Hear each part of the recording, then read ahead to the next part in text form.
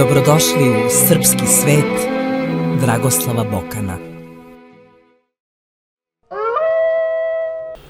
Snimamo drugi deo naše trilogije o kontinuitetu svega onoga čemu danas prisustvujemo i što svedočimo sada već u trećoj deceniji 21. veka.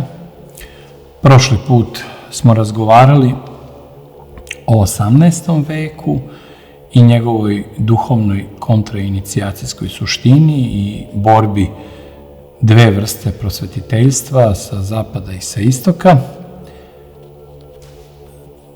Sada ćemo razgovarati o 19. veku koji nailazi nakon 18. veka sa potpuno drugom idejom i drugim konceptom i drugačije raspoređenim silama u toj borbi ideja, da bismo u onoj sledećoj, trećoj emisiji te male civilizacijske trilogije porazgovarali o netom prošlom veku, onom 20.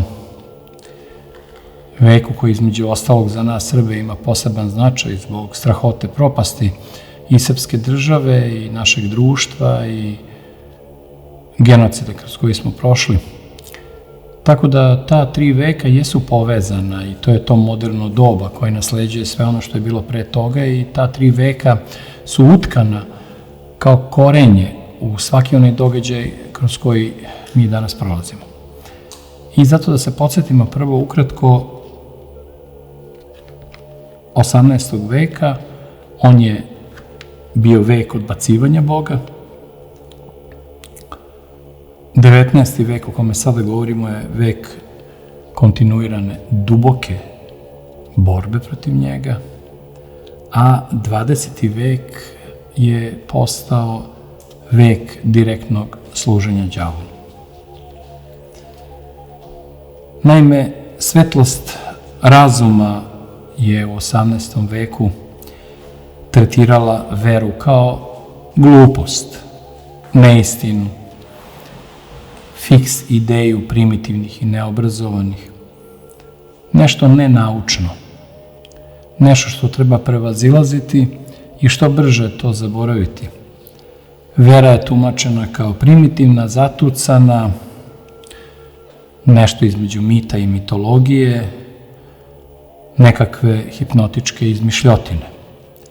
Ali je svim tim nosiocima revolucionarnog prevrata ipak bilo žao ljudi koji su pod, kako su oni mislili, hipnozom tih religijskih fantazija, tih robova iluzije. Pa onda proći ćemo kroz 19. vek detaljnije, preciznije, korak po korak, da bi onda posle toga naletao i 20. vek, kulminacija te borbe protiv Gospoda, i tada će se pretvoriti epoha 19. vekovne borbe sa Bogom i one čuvene objave smrti Boga, pretvoriti, kao što smo već rekli, onim teološkim, nimalo nežnim jezikom duhovnog pojmovnika u direktno služenje đavolu. Imali smo prvo revolucionare koji su vršili deicid u 18. veku, pokušaj ubistva Boga, i kroz vreme će se sve to logično završiti u homicidu i genocidu, planu ubistva čoveka, nacija i rasa, da bi se obračun sa Bogom dovršio kroz pokušaj da se uništi svaki njegov trag, svaka njegova ljudska ikona i čedo i svaka ona vrlina koja potiče od Boga i kojom su ljudi zadojeni. Kao smrt blagosti, svetosti i smirenosti. 20. je konačni vek otvorene borbe protiv istine, koja se takođe proglašava za fiks ideju. To je takozvani postmodernizam. Sad, između ta dva pola, da se vratimo u onu sredinu, onaj drugi od 3 vremenske i civilizacijska čina koje ovde analiziramo. Dakle, u vreme 19. veka, koje je i doba smrti duha viteškog srednjovekovlja. Dakle, ovo je vek sudara mnogih vektora, tamni vek Darwina, Spencera, Marksa, Freuda i Ničea, sve od reda pobunjenih sinova Prometeja, koji jurišaju na nebo i propovedaju nebo bez Boga, to prazno nebo, ali je to istovremeno i epoha boraca protiv njih, poslednjih vitezova, jednog drugačijeg tumačenja odnosa čoveka i Boga, jedne drugačije civilizacije koja je proistekla iz srednjovekovnog doba vere. To je epoha bogotražitelja, veoma talentovanih, ognjenih ljiljana koji sagorevaju u svojoj lepoti, ne štedeći se, kao što sam to naslovio u jednoj studiji koja se bavi njima. Tu su, recimo, slikar i propovednik Van Gogh. Mnogi pamte njega kao slikara i čoveka nesrećne sudbine, retko ko zna da je on godinama bio i protestantski propovednik. I to je radio sa najsiromašnijim rudarskim porodicama koje su živela svoje predsmrtno siromaštvo. I on se suočavao sa strašnim prizorima i užasnim scenama tragedije dece i nevinih civila koji nisu uspevali ni da prežive svoju svakodnevicu. Tu je oslobodilac Grčke, Byron, pa onda dvojica sinova bludnih koji su se vratili ocu koga su napustili, Baudelaire i Rimbaud, pa onda deteta Svete Rusije koji se vratio u njen zagrljaj pred svoju tragičnu smrt, Aleksandar Sergejević Puškin, pa onda tu i Carlyle, apostol herojstva u neherojskim vremenima, vremenima industrijske revolucije i pozitivizma. Onda tu prisustujemo u 19. veku neočekivani povratak Hristovoj pričasnoj čaši Wagnera u njegovoj testamentarnoj operi Parsifal, kojem je izdao čitav svoj duhovni dogovor i saradnju sa Ničeom i pronašao put ka Hristu i ličnoj veri. Imamo slično Wagneru Huysmansa i Dostojevskog, koji su jedan i drugi sišli u podzemlje i iz pakla se vratili do nogu Spasitelja i do podnožja krsta, te onog genijalno rečitog Oskara Wilda, koji slavi tako nezaboravno Hrista u svom remek delu De Profundis, nastalom po psalmima Davidovih. I mnoge druge pokajane i lažno oklevetane umetnike bogotražitelja. Oni možda zaista nisu bili u veri, ali su išli ka tome. I čitav njihov život je bio pokušaj da izbegnu sve što je lažno, sve što je imitacija istine, lepote i da dođu do one suštine koja je odavno prestala da bude svakodnevica u veku u kome je Gospod odredio da odžive svoj život kao zadatak. Tako da imitatori Hrista su odbacivali tragaoce za autentičnim Hristom. Obrnulo se.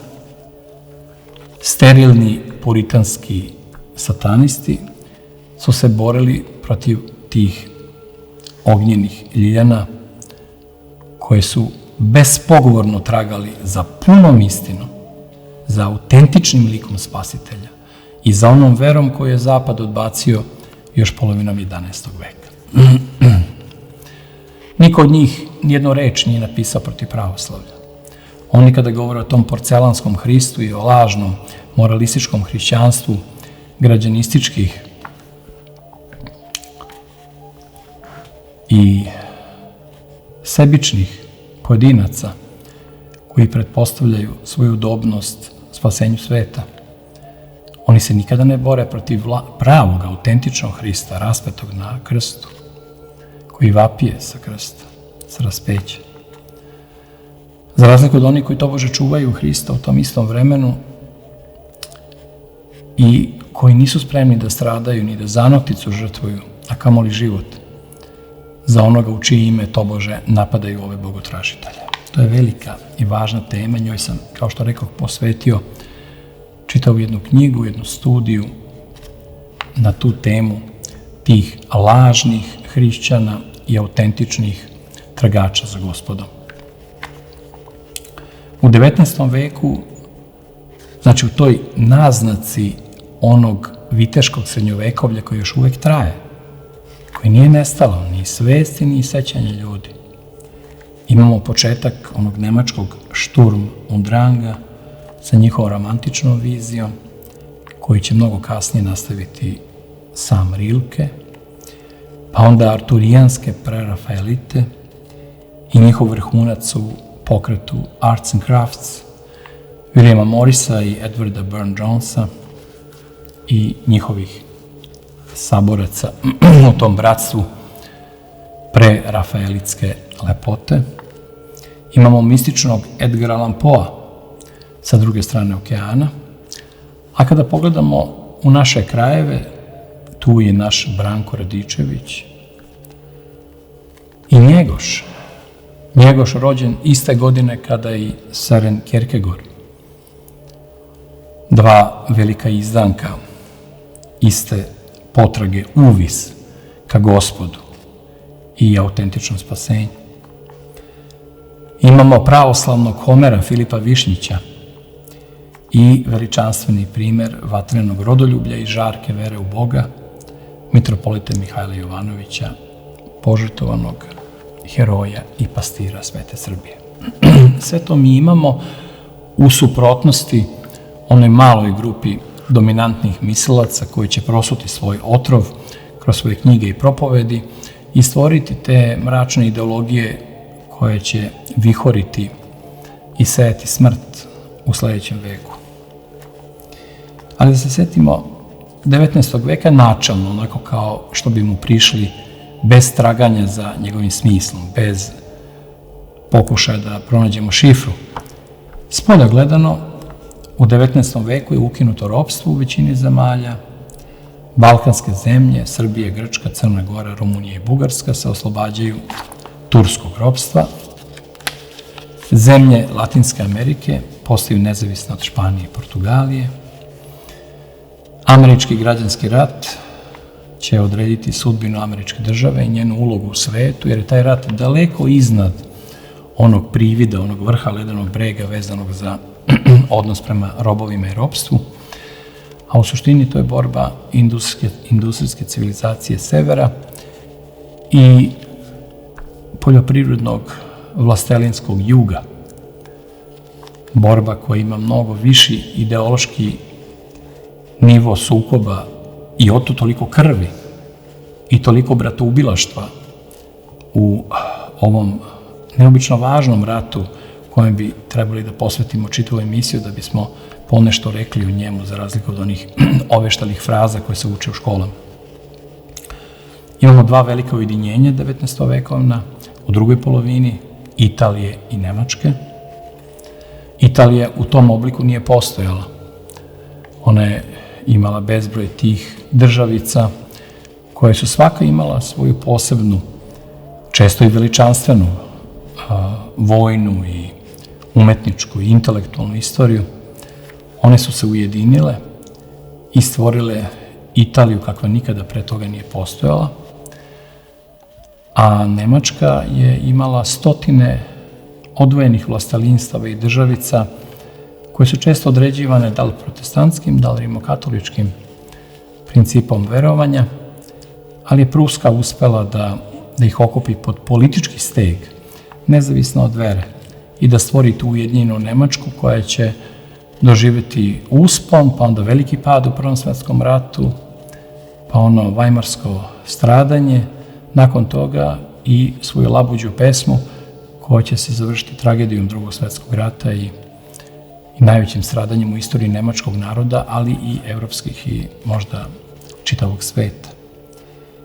I događa se velika industrializacija u Engleskoj, Americi i centralnoj Evropi. To su oni ključni veliki događaji koji ne smeju da se preskoče ako govorimo o ovom vremenu, o ovoj meri vremena, ali ako konkretno prođemo kroz godine koračajući kalendarski, onda ćemo se setiti 804. našeg ustanka Karađorđevog, 806. godine prestaje da postoji Sveto rimsko carstvo, 810. je osnovan reformisani moderni Berlinski univerzitet, onaj na kome će studirati Hegel, Marks, Bismarck i toliki drugi. 812.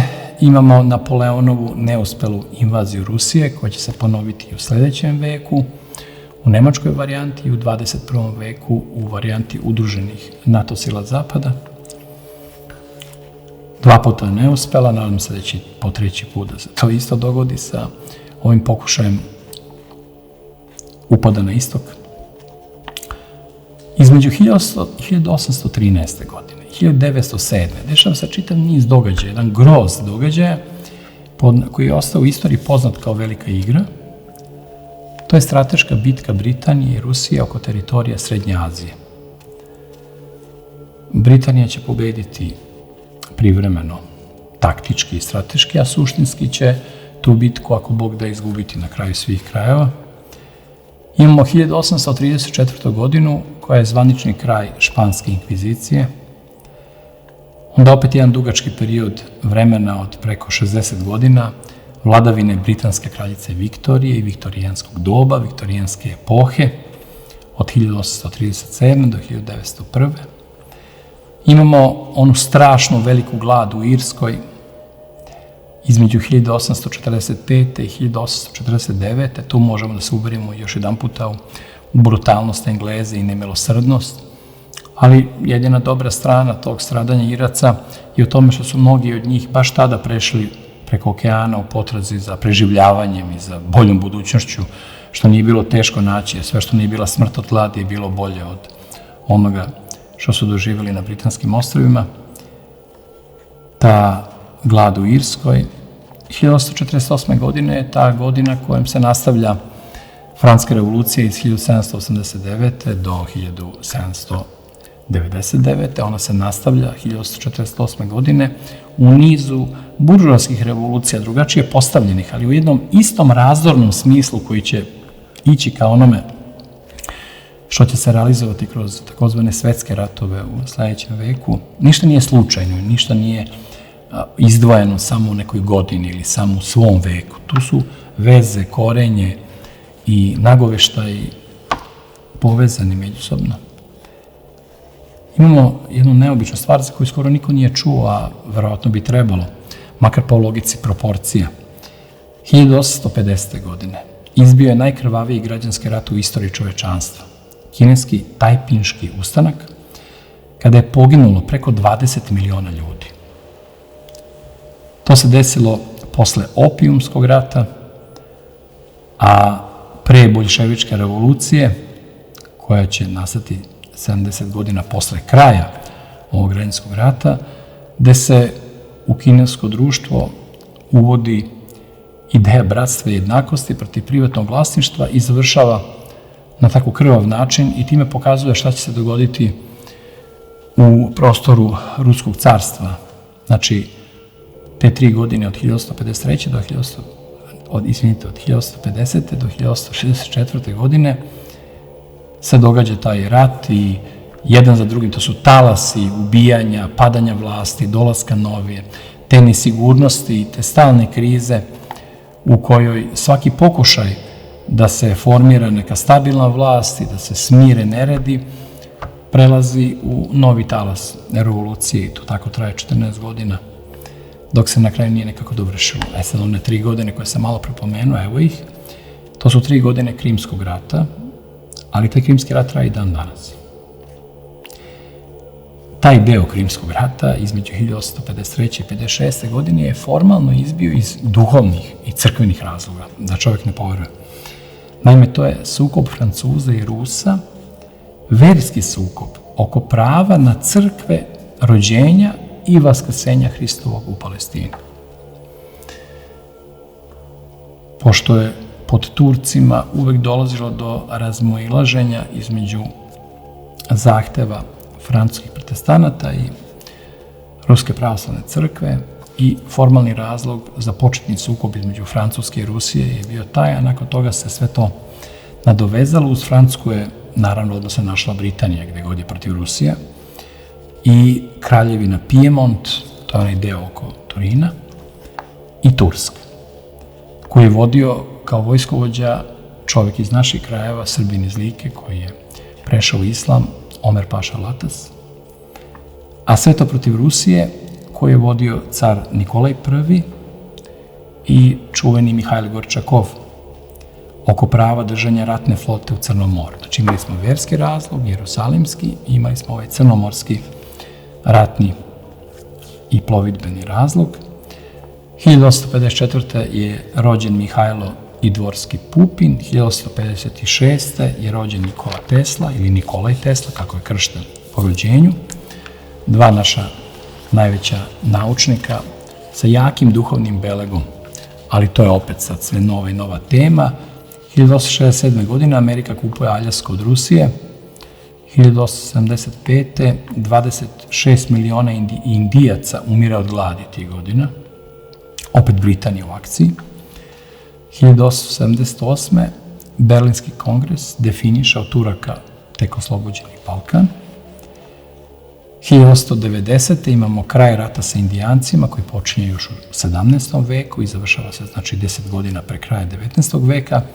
I to je kraj divljeg zapada, čuveni masakr kod ranjenog kolena, gde su pobeđene poglavice Sijuksa, ludi konji, bikovi sedi, i završit ćemo sa prvim obnovljenim olimpijskim igrama u Atini iz 1896. godine. To sad, znači, idemo kroz taj kalendar i došli smo do kraja tog doba, ali ćemo pomenuti i da je to vreme otkrivanja telefona, parne lokomotive, automobila, gramofona, filma, fotografije, električne struje, lekova protiv besne ili tuberkuloze, radiotalasa i rengena. Sve to zajedno se spakovalo i postavilo u 19. vek, u njegovu spoljašnost, a ispod svega toga se događaju duhovni i tektonski potresi o kojima ćemo tek razgovarati. Govoreći o 18. veku, istakao sam jedan naizgled društveno ne tako značajan događaj, prirodnu katastrofu vezanu za veliki zemljotres, a nakon toga i tsunami i požar u Lisabonu, koji se dogodio polovinom 18. veka. I značaj tog događaja na mnogo različitih nivoa, jer su, da se podsjetimo, samo toga, recimo Voltaire je iz toga izveo zaključak da Bog ne postoji. Zato što se to dogodilo, Gospod nije pomogao, a desilo se na dan svih svetih, u crkvi je započelo to rušenje Portugala na način na koji se nikada ni pre ni posle toga to nije dogodilo. Nestali su čitavi gradovi, ne samo u Portugalu, nego i u Španiji. I odjeknulo je sve do Finske i do polovine zemljine kugle, te strahotne prirodne eksplozije.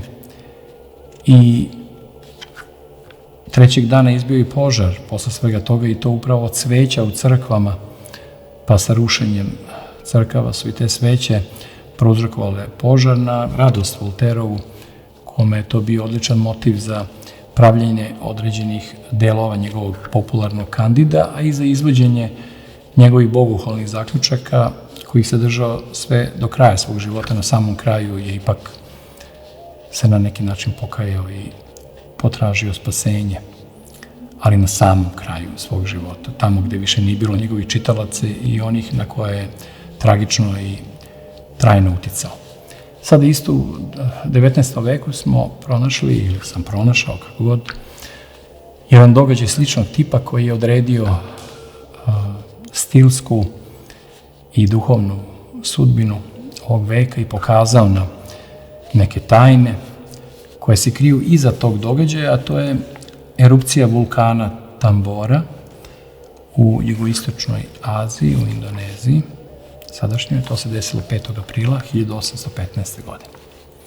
Pazite, prilikom te erupcije vulkana, zbog velike količine vulkanskog pepela u atmosferi, dogodilo se pomračenje sunca, koje se godinu dana nakon toga nije pojavilo. 75% useva je bilo uništeno. Pa se dogodila odmah nakon toga i s tim u vezi epidemija kolere i onda milioni ljudi umiru tokom sledećih decenija. Sledeće godine, 1816. u Americi je padao sneg usred leta, pola metra snega, a led se formirao u julu i avgustu sve do Pensilvanije. U Italiji pada crveni sneg, u Mađarskoj smeđi sneg. Događa se letnja vulkanska zima. A ponavljam, sunce se nije pojavljivalo čitavu godinu dana. Bila je to i najjača eksplozija u istoriji čovečanstva, koja se ne može porediti ni svim onim strašnim eksplozijama iz onog sledećeg veka napravljenih umom i rukom čoveka. U Evropi umire 200.000 ljudi od gladi, izazvanoj godinom bez leta, kao i nebrojeno mnogo Amerikanaca i Kineza. Jedina dobra paradoksalna strana toga je da veliki slikar Turner slika neverovatne zalaske sunca te godine. Upravo zbog nečega što se više nikada neće ponoviti na takav način. Byron pominje i opisuje ovu prirodnu nesreću, predviđajući tako i svoju smrt. Byronova poema Tmina, Darkness, Polidorijev vampir i nastanak Frankensteina Mary Shelley, njenog budnog sna od 16. juna 1816. godine između 2 i 3 sata izjutra, napisanog sa podnaslovom Moderni Prometej. Naime, šta se dogodilo? Zarobljeni u leto 1816. Znači, one sledeće godine posle te velike erupcije vulkana, na Ženevskom jezeru, u godini bez leta, 18-godišnja Mary Shelley, zajedno sa Johnom Williamom Polidorijem i Lordom Byronom, pišu iz Razbi brige, kao u Boccacciovom Decameronu, zatvoreni pod olovnim oblacima na Ženevskom jezeru, zatvaraju se i pišu strašne priče o duhovima, onako po britanski, u sred lošeg vremena i olovnih oblaka sa neprestanom kišom koja je lila kao iz kabla i time napravila savršenu scenografiju za njihovo pisanje. Tada nastaje Tmina, začetak Tmine. Čuveni Polidorijev vampir koji će se nastaviti čitavim nizom sličnih dela koje će obnoviti interes za vampire u evropskoj književnosti. Ali najvažnije od svega, bar za nas u 21. veku, kad gledam iz ove perspektive, je to šta se dogodilo sa mladom Mary Shelley. Mary Shelley je preko svojih junaka, doktora Frankensteina i njegovog istoimenog laboratorijskog produkta, onoga koga pamtimo pod imenom Frankenstein, na tragu kabalističkog mitološkog golema, prorokovala budući transhumanizam i napravila uzor za Matrix. Spojila se ideja o veštačkom vaskrsavanju mrtvih i bogohulni pokušaj da se ljudskom rukom stvori idealni nadčovek od najlepših delova leševa.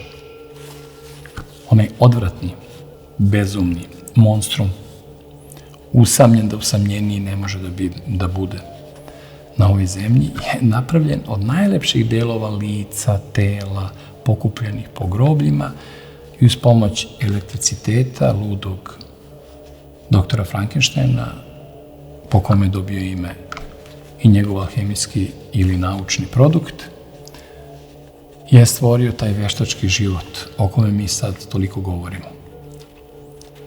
Taj nadčovek bez duše, a u potrazi za ljubavlju. On je inače i najsimpatičniji junak čitave knjige. Na kraju će ubiti svog tvorca i njegove nastavljače u daljem toku vremena. To vjerojatno čeka i moderne nastavljače doktora Frankensteina u susretu sa proizvodima svoje lude mašte.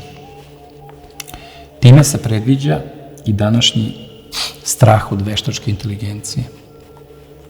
A Byron, u prevodu na srpski, opisuje duhovnu tamu koja stiže i kaže: ja snevah san, što i ne beše san. Sve sunce zgaslo, mračnih zvezda roj kroz večni prostor luta, nema cilj. Prazan osta svet, bez bilja, ljudi, doba godišnjih, ko beživotna jedna gomila, od ilovače haos ogroman. Tmini ništa ne treba, jer tmina jeste vaseljena sva. Taj mrtvački grob od ilovača u koji se pretvorila planeta Zemlja za trenutak, a planeta bez vere i bez Boga jeste ništa drugo nego ilovača. Ona zemlja u kojoj će se pretvoriti, iz koje je i nastao čovek. Byron svojom osetljivošću, svojom senzibilnošću osjeća pulsiranje nepogoda koje tek treba da naiđu i na njega lično i na čovečanstvo koje sa pažnjom i sa uzbuđenjem čita njegove stihove toliko vremena nakon njihovog nastanka. Uprko strahu od tmine, a možda baš u pokušaju borbe sa njom, Lord Byron će i herojski poginuti u 36. godini života, boreći se, iako hrom, sa oružjem u ruci, a inače to oružje je i sam finansirao i doturao svojim budućim saborcima za oslobođenje Grčke od turskog ropstva. To je uradio suprotno onoj zemlji u kojoj je rođen, koja ga nikad nije razumela i koji se suprotstavljao svom silom, svog instinkta za traganje za lepotom i za smislom života. Britanija imala naklonost prema Turskoj i bila brutalno ravnodušna prema sudbini balkanskih hrišćana. A eto, Byron je poginuo i postao i grčki nacionalni junak, ali i nacionalni junak svih nas koji pokušavamo da se oslobodimo od laži, zla i zloga, a ne samo od fizičkog ropstva. Tursko carstvo će propasti, ali će tmina ostati da se stanovnici novih epoha bore sa njom.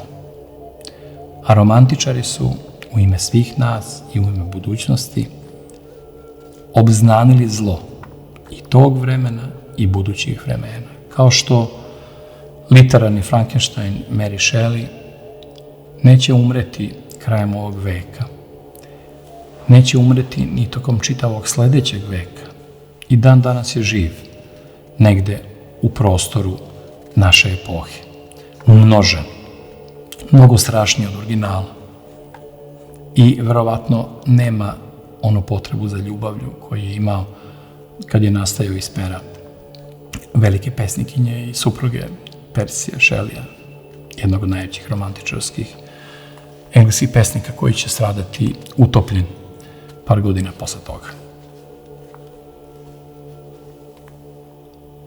Romantičari su obznanili zlo. Kada prepoznate simptom bolesti koje će napasti na sve. Vi time pomažete da se ljudi probude, da se usprave pred bolešću i da se brane od nje. Tako da to da nije samo fizička nesloboda opasnost, već i duhovno ropstvo koje je svuda i oko njih, a u velikoj meri i oko nas danas, jedno trajno stanje koje se provlači kroz ova 3 veka borbe protiv Boga. Zato su tako važni romantičari 19. veka, mnogo važniji od onih koje namerno ovog puta nisam želeo da previše pominjem, jer će biti prilike za zlo u priči o sledećem veku, tako da ni Marksa, ni Spencera, ni Freuda, ni Darwina nisam želeo da izlažem vašoj pažnji, nego da progovorim o onima koji su to zlo prepoznavali. A posebno kad su bili potaknuti, kao što je to bilo u tim letima bez sunca, koje su na jednoj strani planete kroz erupciju vulkana nastali da bi se to sve pretvorilo u jedan simptom vremena sa tim tamnim oblacima, vremena bez sunca, koje će trajati tokom Prvog i Drugog svetskog rata. Borba kroz umetnost protiv zla i zloga, nepomenika, vek romantičarskog služenja lepoti koja je trebala da spasi svet. Ali kao što pamtimo, od onoga koji tu rečenicu i tu misao prvi izgovorio, Fjodora Mihajlovića, Dostojevskog, ta lepota koja treba da spašava svet je lepota služenja Bogu. To je lepota liturgije, lepota freske, ikone, lepota celivanja moštiju, lepota čuda, lepota odjekivanja zvona i mirisa tamjena, lepota zveckanja kandila i dodira, čulnog dodira, ne samo duhovnog i duševnog dodira sa Bogom kroz molitvu i kroz živo prisustvo nas u crkvi kao živog ikonostasa. Vernici u crkvi su živi ikonostas nasuprot ovog drugog ikonostasa koji nas dočekuje u obratnoj perspektivi. Time se uzvraća udarac ledenoj proračunatosti i kalkulantskoj suvoći njihovih prethodnika iz 18. veka, onih račundžija, racionalista. Reakcijom na sve ono što je počelo da se širi svetom u 18. veku, kao velika duhovna zaraza. Romantičari se okreću osjećanjima, ti poslednji vitezovi jedne izgubljene borbe, okreću se strasti, čežnji i lepoti. Uzvišenosti koja priziva Boga, Tvorca. To je spontani pokret koji će biti tako pogrešno, tako banalno, tako suženo nazvan iracionalizam.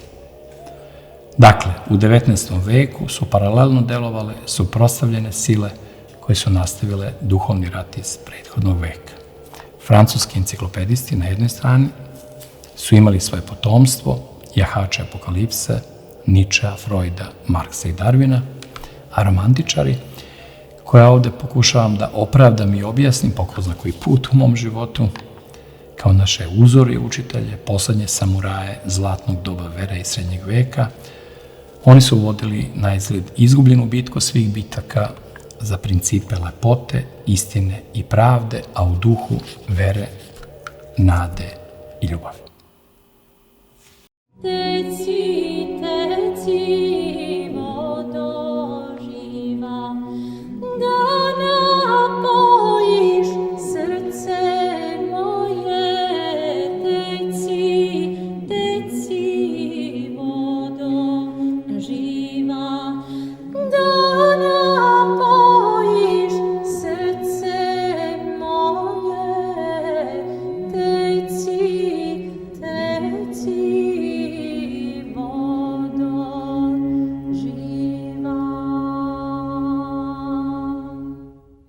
Braćo i sestre, poštovane dame i gospodo, dragi prijatelji, za trenutak izlazimo iz srpskog sveta Dragoslava Bokana sa željom da se u njega što pre vratimo.